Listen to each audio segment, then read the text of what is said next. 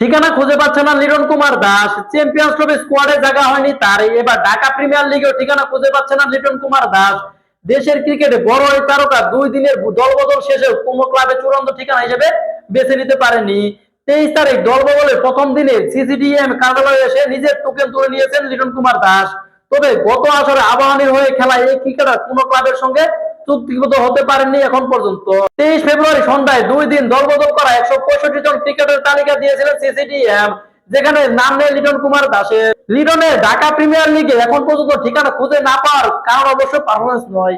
এমন নয় যে তাকে নিতে কোনো দল আগ্রহ প্রকাশ করেনি, বরং বেশ কয়েকটি ক্লাবের সঙ্গেই তার কথাবার্তা চলছে। জানা গেছে যে লিটন কুমার দাস যে কোনো দলে জায়গা করে নিতে পারে, কিন্তু এখন পর্যন্ত তার কোনো ঠিকানা হয়নি। টাকার অঙ্ক মিলছে না বলে এখন পর্যন্ত কোনো দলে নাম লেখাননি লিটন কুমার দাস।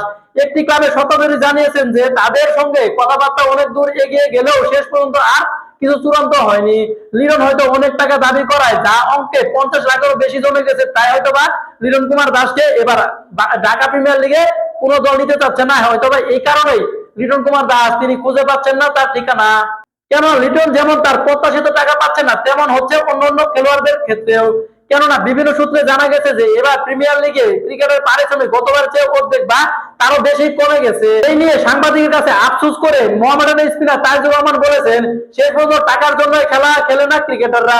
প্রতিটি টুর্নামেন্ট থেকেই যখন টাকা কমে যায়, অবশ্যই খেলোয়াড়দের খেলার আগ্রহটা কমে যায়।